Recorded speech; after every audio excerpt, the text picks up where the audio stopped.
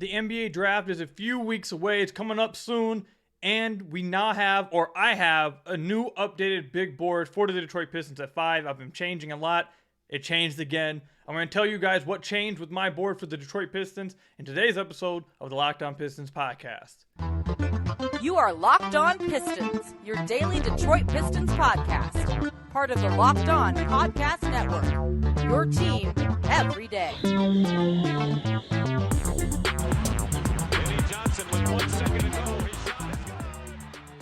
What's the deal? Welcome back to another episode of the Locked On Pistons podcast. Per usual, I'm your host, Kuka Hill. You can find me over on Twitter at Kuka Hill. I want to thank you guys for making Locked On Pistons your first listen of every single day. We're free and available on all your podcast platforms. And if you haven't already, head to the YouTube channel at Locked On Pistons. Hit that subscribe button or leave us a 5-star review on whatever podcast platform you're listening to this on. That's another great way to support the podcast. And today's episode is brought to you by PrizePicks. First-time users can receive a 100% instant deposit match up to $100 with promo code LOCKEDON. That's PrizePicks.com.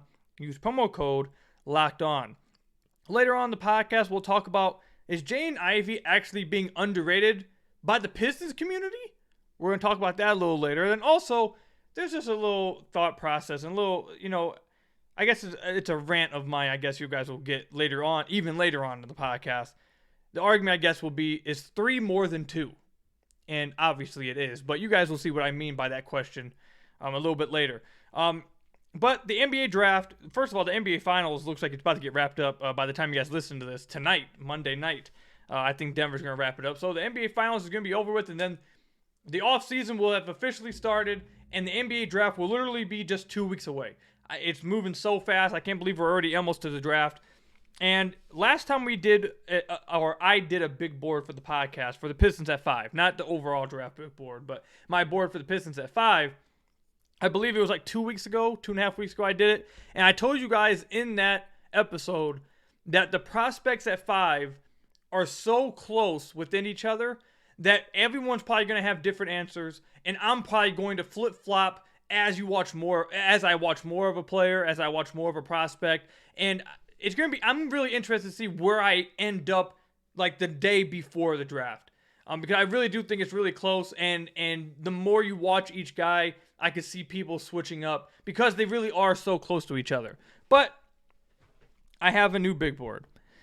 And I believe last time we talked about this, I had Jarace and Ausar Thompson at the top. Then I had Taylor Hendricks, and I had Cam Whitmore last. I had 4 guys. That's assuming that the top 4 goes Wemby, Scoot, Brandon Miller, and Amen Thompson. Now, if Amen Thompson falls to 5, you take him and you run with it. He's the 3rd best prospect in this draft. He's going to be insane. People are just focusing way too much on what, and the last episode we did, I talked about all the competition he went against overseas, how well he did against that too. So he's been good everywhere he's went. But people are focused way too much on him not being able to shoot, as if he doesn't do so many other things great at his type of athleticism. It doesn't matter that he can't shoot. He doesn't need to be able to shoot to become great. If he's able to shoot at the next level, he's going to be damn near unstoppable. Like, that's what you're talking about at this point. You're talking about a dude becoming unstoppable. But anyways, this isn't an Amen Thompson podcast. You guys know I'm really high on Amen. But anyways, that's assuming those top 4 go. So a few weeks ago, mine was Jarace and Ausar kind of tied with Hendricks, Taylor Hendricks, and then Cam Whitmore. Today, as of, I'm recording this on June 11th, it's changed. I now have Jarace number 1. I have Taylor Hendricks number 2, and more on that in a second. You guys will see why I have him 2. Cam Whitmore 3, and Ausar 4. Now, I want to say this off the top. I absolutely love Ausar Thompson. I very much love Ausar, and if it was any other team, I would have him still number 1 because his off-ball connectivity, his secondary playmaking, his secondary ball handling, the potential he has as a point of attack defender, as a weak side rim protector, as an off-ball defender, through the roof. I love Ausar. He has such high feel for the game. Love Ausar. The thing with Ausar is this. In my questions for him with the Pistons now, and even saying this now, I'm already regretting it and kind of want to put him back at the top. But I may switch this up in a few weeks. But this is what I'm at right now. With Ausar, he's not like his brother. His brother is better than him. Amen is so great and so talented and so much more of an athlete that, and although he's better than Ausar at literally everything outside of shooting, that Amen doesn't need to become a good three-point shooter for him to still be great at the next level because of all the other things he's great at. Ausar, that's not the case. Ausar has to be a good three-point shooter. If he isn't, it's going to be a lot tougher for him at the next level. So if you want Ausar, you're really banking on him being a good three-point shooter. And I do believe he can become a good three-point shooter. I do have a level of belief in that. But my concern is if he is not a good three-point shooter out the gate, I'm concerned then, okay, if he's not able to hit threes at a good enough level right out the gate, is he going to get enough on-ball reps to make his value worth it at the beginning for the Pistons? And that's where I start to get concerned, is that if he isn't a good three-point shooter, you're going to need to give him some on-ball reps so he can try to bring you value as a playmaker, getting downhill, creating for others, getting to the free throw line, getting to the rim. Like, then you need to utilize him with more on-ball to try to get more value out of him. I don't know if they'll have enough reps for him at that if he's not a good three-point shooter. If you feel what I'm saying, I think you guys get what I'm trying to say here. So that's why he's dropped a little bit for me. I still very much love Ausar. If it was another team, I would put him at the top, and him going to Orlando obviously scares the hell out of me right after the Pistons at 6. If he were to go to Orlando, like, it scares me so much, man. But I love Ausar. I'm starting to question him a little bit with the Pistons. And maybe that has more to do with me just being used to what we saw the last few years with Dwayne Casey's offense. With Monty Williams' offense, honestly, he should do great in Monty's offense. He's like exactly what you want off ball as a secondary initiator. So maybe I'm overthinking this. And the more I talk, I'm overthinking this with Ausar because maybe Monty, I'm letting Casey's offense bring me down a little bit. But anyways, moving on from Ausar. That's why I have him drop to 4. I may change that already. Oh my God, man. But anyways, I have Jarace still number 1. I have Jarace number 1 still because of how good his feel is, how good of a playmaker he is at his size. I believe in some of his offensive creation ceiling. It's a little bit questionable. I'm not as high on it as I once was, but I still believe there is some offensive creation there that you can tap into. And also defensively, he could be otherworldly defensive. Like, this is a guy who's going to be on all defensive teams for like 10 plus years probably. Like, that's how good he is defensively, along with the playmaking offense, along with his improved outside shot. I think he fits well next to Duren, him in the short roll passing. Maybe he could even do some live ball reps, playmaking off of that. Like, I really like Jarace. So the thing with Jarace is if you don't believe he has offensive creation upside, you need to drop him. Because without him having offensive creation upside, and when I say offensive creation, like him creating advantages for himself and others, if you don't believe he has that, then he's not valuable enough, I believe, at 5. If you do believe in that, you can have him at 5. I do believe somewhat in that. So that's why I have him number 1 for me right now at 5. Taylor Hendricks is number 2 for this. I don't think Taylor Hendricks, as a prospect, is going to have more individual talent. And I don't think maybe in the NBA he'll be like standalone will be more talented or more skilled, or maybe if you just put him on the court 1v1, that kind of thing, he won't be the most talented one out of all these guys. Probably not. But, and there's some other guys that probably will be like a little bit more versatile or will have more to their bag, I guess, than him.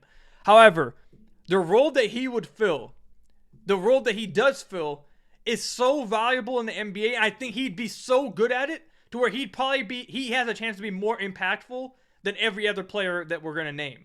That's like a movement shooter at the 4 position, at his length, at his size, with his athleticism, with how great he's able to spread the floor, how great he would fit next to Duren, plus how great of a weak side rim protector he would be, and overall defensive growth. That would be he's legit a 3-and-D guy with crazy athleticism. I don't know if he'll ever have some individual creation himself. That's the problem, though.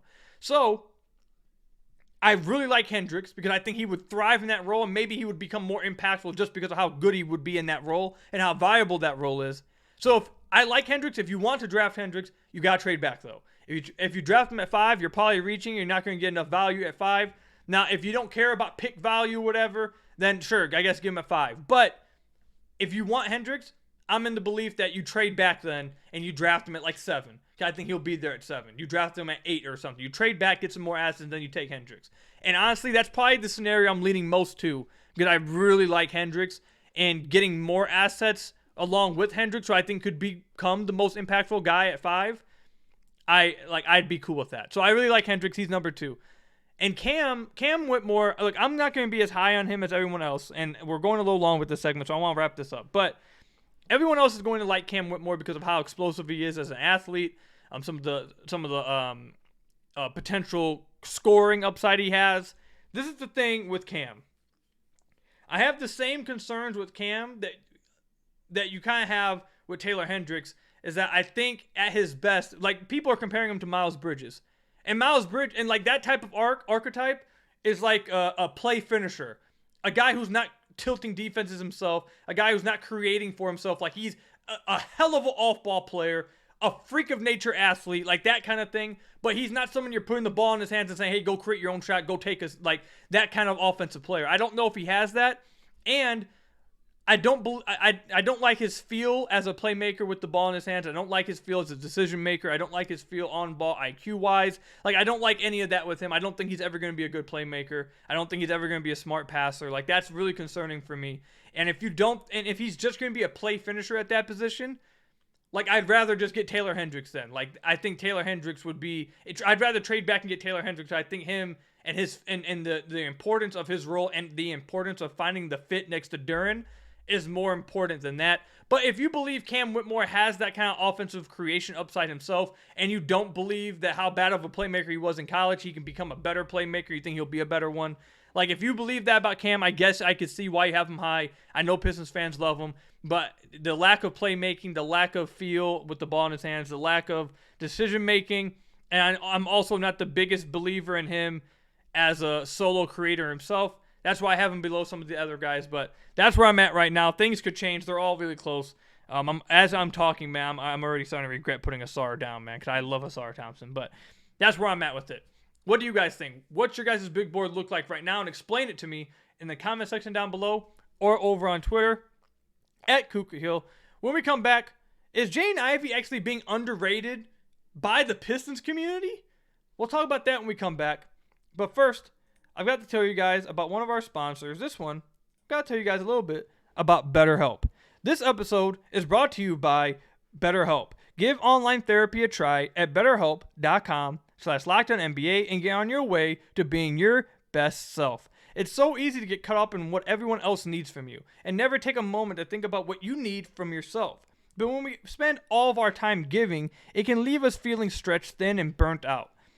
Therapy can give you the tools to find a more balance in your life so you can keep supporting others without leaving yourself behind. If you're thinking about starting therapy, give BetterHelp a try. It's entirely online, designed to be convenient, flexible, and suited to your schedule. And just fill out a brief questionnaire to get matched with a licensed therapist and switch therapists anytime for no additional charge. You can find more balance with BetterHelp. I'm telling you, it's not, people have too much of, like, something has to be, people be thinking something has to be wrong with you to go get therapy. No, it could just help you get through everyday life. I've went to therapy. It just helps you feel better. It can help you feel better about yourself. It can help you feel more comfortable and confident with yourself, more comfortable with the way you're moving forward in your life. And sometimes you just need to talk with somebody. Sometimes you just need a little help to keep going. There's nothing wrong with that at all. And BetterHelp is the best place to do that. Visit BetterHelp.com/LockedOnNBA today to get 10% off your first month. That's BetterHelp, HELP.com/LockedOnNBA. Find more balance with BetterHelp. So I want to thank you guys again for making Locked On Pistons your first listen of every single day. We're free and available on all your podcast platforms. If you haven't already, head to the YouTube channel at Locked On Pistons, hit that subscribe button, or leave us a 5-star review on whatever podcast platform you're listening to this on. That's another great way to support the podcast. So, what we're about to talk about here with Jaden Ivey is actually going to kind of segue us into the third topic I was telling you guys about, where we ask, is 3 more than 2? And obviously, face value, obviously it is. But you guys will see what I mean by that a little bit later. You'll see, but like I said, this is going to kind of segue us into that conversation. Anyways, this is the thing with Jaden Ivey. And it's honestly shocking to me. Not going to lie to you. It's honestly pretty shocking to me. I feel like he's being underrated by Pistons fans. Because a lot of the talk around the Pistons and this draft pick and they're building this offseason. And I definitely agree with some of it, but I think it's going too extreme and not giving credit to the players the Pistons already have. But a lot of the talk has been the Pistons desperately need shooting. They need shooting badly. They have no shooting on the team. Bojan Bogdanovic is their only spacer. The only thing Cade and Ivy need, they need shooters around them because they don't have spacing within. And it's left me thinking, like, did we watch the same Jaden Ivey? Like, why are people treating Jaden Ivey like he's a non-shooter? Why are people treating Jaden Ivey like he's not a good shooter? He was a good shooter his rookie season. And he showed throughout the season, especially towards the end of the season, that he's probably going to be a pretty versatile shooter in the NBA. His raw three-point percentage this past season, his rookie year, was 34.3%. Not great. Overall three-point percentage is not great. Honestly, a lot better than I thought it was on 4.7 attempts. A lot better than I thought it was going to be, I should say. However, his overall three-point percentage does not do him justice for how good of a shooter he actually was his rookie year, how good of a shooter he projects to be into the future, and how versatile of a shooter he's going to be in the future. As an overall catch and shooter, his rookie season, Jaden Ivey ranked in the 58th percentile. On unguarded catch and shoot threes, he was one of the very best shooters in the entire NBA. He was in the 89th percentile, which Synergy ranks as excellent. He was an elite open catch and shooter. If he was open and you got him the ball, he was hitting it. Whether it was, and this is the crazy thing about Jaden Ivey too this past season, which is why I'm so confused why people are acting like the Pistons don't have a level of shooting in their own starting lineup still, and we'll get to Cade in a second. But Jaden Ivey shot 47% on unguarded threes. He shot 37% overall on catch and shoot threes. And again, like I said, it isn't just standstill catch and shoot threes. Towards the end of the season, you started to see him come off ball screens and hit movement threes. Catch and shoot movement threes open and make them. Jaden Ivey is, I can't believe I'm saying this, but Jaden Ivey is being underrated by the Pistons fans. He's being underrated by you guys. Jaden Ivey is a good shooter. I don't understand. Why is everyone treating him like a non-shooter? Like he's not a good shooter. He is a good shooting prospect. I think, not only do I believe that he's going to be a pretty damn good shooter in the future, it's because I believe he's actually a good one right now. I think his biggest issue is shot selection. He takes some pretty contested ones sometimes, and he did not shoot very well in contested threes, 24%. He took a lot of tough off the dribble threes I don't think he should have been taking. But and when he's open, he hits the shots. And he actually got better as the season went on off the dribble shots too. Not just threes, but mid-range. But he's showing that he has the potential to be a pretty versatile three-point shooter. And even in his rookie season, again, he wasn't a bad shooter. He was a good one. So I don't get why everyone's acting like the Pistons just lack this. Oh, with Cade and Ivey, they have no spacing. Jaden provides spacing himself. Jaden is a good shooter. Why? Like, I don't get why everyone's acting like he doesn't provide spacing himself. So that's my big thing with that. Like for example, I know that I'm really high on this guy, but this is just like the best example I can give. People say if you draft Amen, you have 3 non-shooters now, and you have no spacing. How is that true? Jaden is a spacer. He's a good three-point shooter. And then also, to bring up Cade, if you don't believe Cade is going to be a good three-point shooter, we have bigger issues with this organization then. Because if Cade is not going to become the shooter we thought he was coming out of college, it's going to be tough. It's going to be tough for the Pistons. It's going to be tough for Cade. And I honestly, I don't have concerns about Cade being a good shooter. I think Cade's a better shooting prospect than Ivy. Cade, the level at which Cade shoots from mid-range, off the dribble, his touch from mid-range, his touch at the free throw line, and how he was absolutely just sparking it in college. I really think this shin injury was bothering him. I don't see it. Why is everyone losing hope in Cade being a spacer too? So if you got Cade who can shoot, and you got Jaden who can shoot, and then let's say Bojan's still on the team that can shoot, you have 3 guys that can space the floor. Now I know Cade hasn't proven it yet, So I can understand that. But Ivey's actually a good shooter. And Cade, let me just say this real quick. Cade from 16 to 3-point feet, from 16 feet to the 3-point line, he shot 48% on those in the 12 games that he played. He shot 39% from 10 to 16 feet, 42% from 3 to 10 feet. His rookie season, 43% from 3 to 10 feet, or 3 to 10 feet. 10 to 16 feet, 43% in his rookie season. And then to give even more optimism to him being a 3-point shooter, Cade, his rookie season, what did he shoot, like 28% from deep? Let me make sure I have the right numbers. That was this past season. This past season he was shooting 28. But his rookie season, he shot 31% on threes. On dribble pull-up threes, he shot 31%. I thought that would be way lower, but he actually was much better as a pull-up 3-point shooter than I thought, even though he struggled. Like, thinking that Cade struggled, or knowing that Cade struggled as a 3-point shooter his rookie season, you would have thought that number would be way down.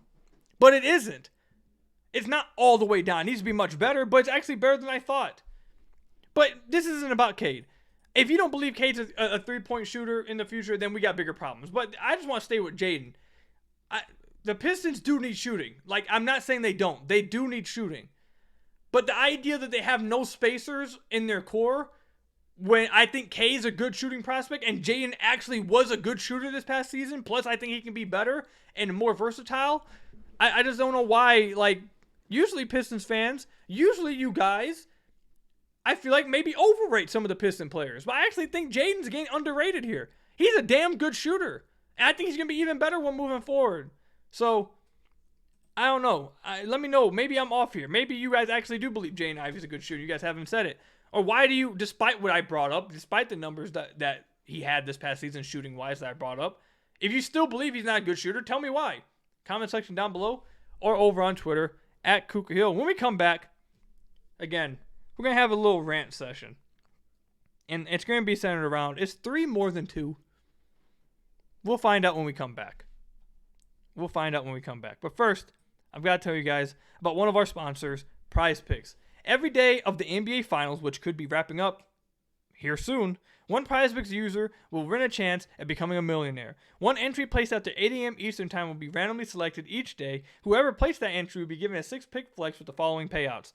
6 correct picks, $1 million. 5 correct picks, $80,000. 4 correct picks, $16,000. Full details can be found at prizepicks.com/million. You must opt in at this link to be eligible for the $1 million entry. Once you opt in, all you have to do is play the game like normal, and you could be the lucky winner. And you guys are probably asking, well, Koo, how do you play the game like normal? Well, you pick 2 to 6 players to see if they score more or less than their PrizePicks projection. You can win up to 25 times your money on any entry. No competing against other people, it's just you versus the projections available. And PrizePicks offers projections on any sport that you watch, and trust me, any sport you're thinking of, it's on there.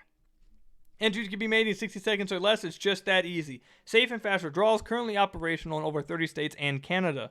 Download the PrizePicks app or go to prizepicks.com to sign up and play daily fantasy sports today. First-time users can receive a 100% instant deposit match up to $100 with promo code LOCKEDON. If you deposit $100, PrizePicks will give you $100. If you deposit $50, PrizePicks will give you $50. Don't forget to enter promo code LOCKEDON at sign-up for an instant deposit match up to $100 with PrizePicks. So I want to thank you guys again for making Locked On Pistons your first listen of every single day. We are free and available on all your podcast platforms. If you haven't already, head to the YouTube channel at Locked On Pistons. Hit that subscribe button or leave us a 5-star review on whatever podcast platform you're listening to this on.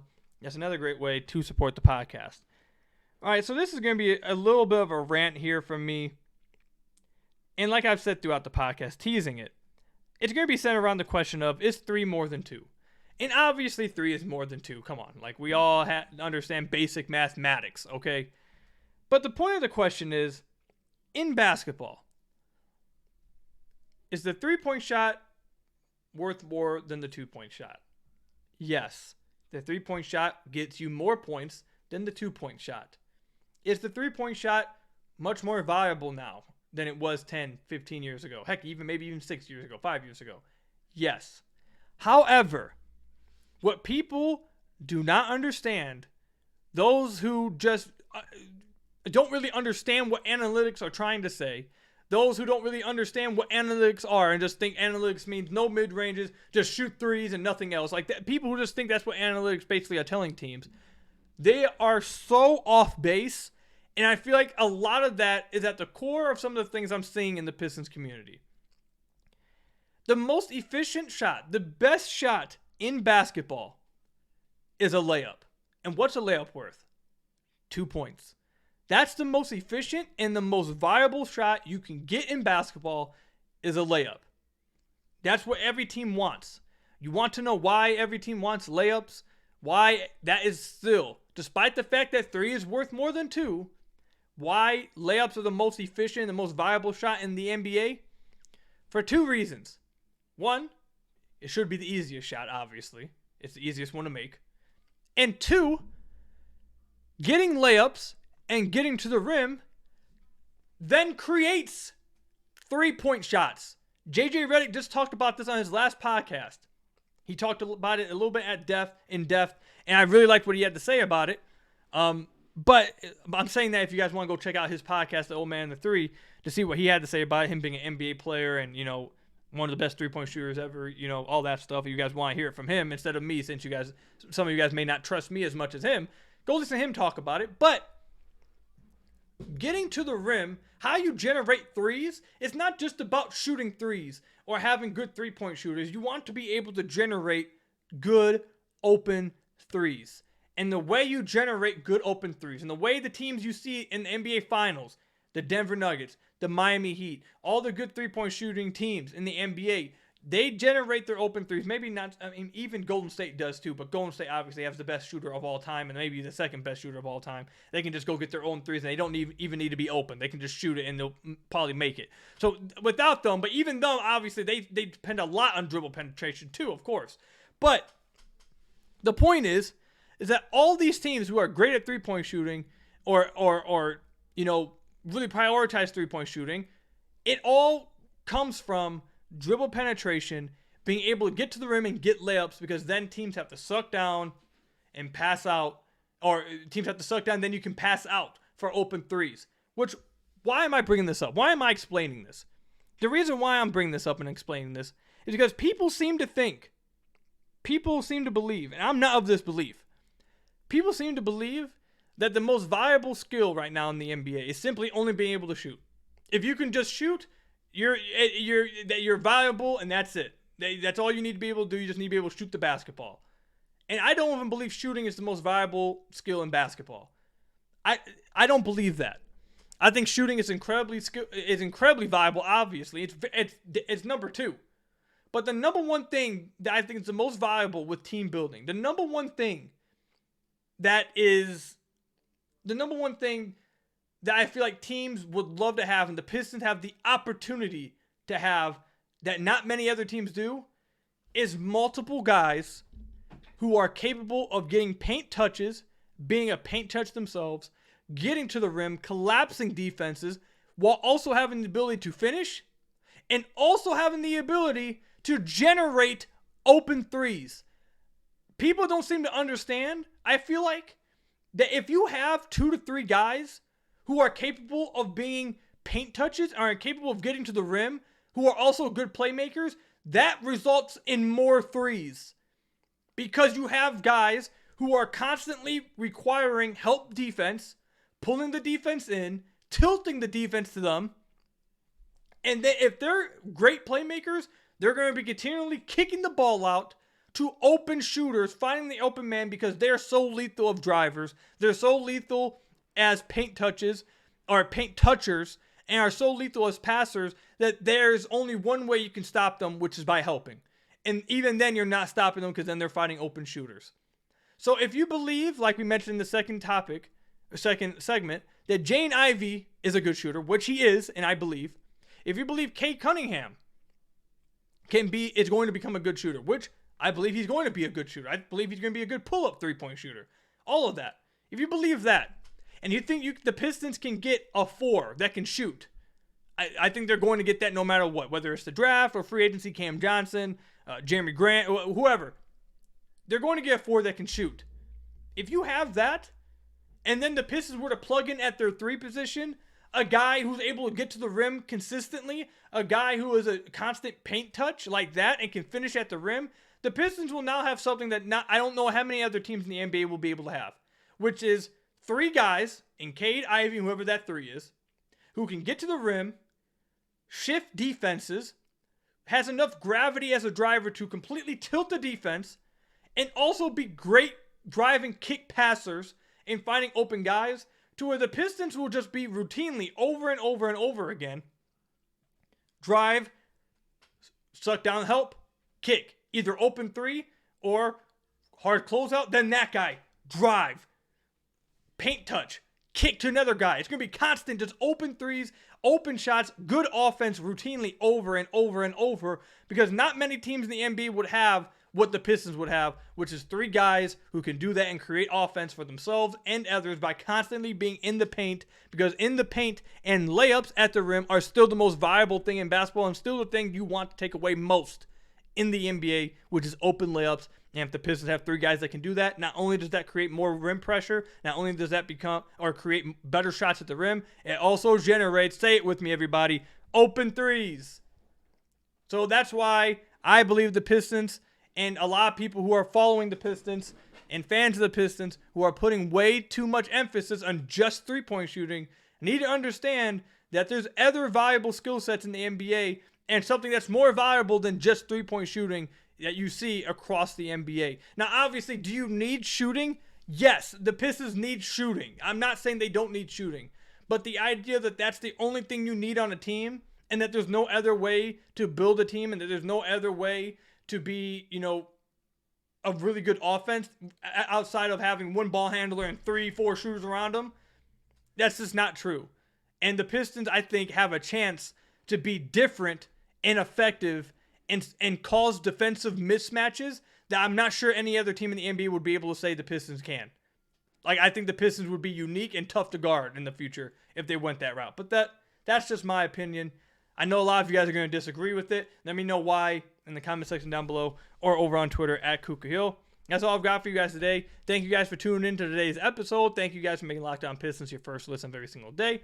Hit that subscribe button to the YouTube channel. Leave us a 5-star review on whatever podcast platform you're listening to this on. And until next time, I'll see you guys later. Stay safe. Enjoy these NBA Finals while they're still on. I think it's going to end tonight on Monday night. I think Denver wins the championship. And until next time, I'll see you guys later. Peace out.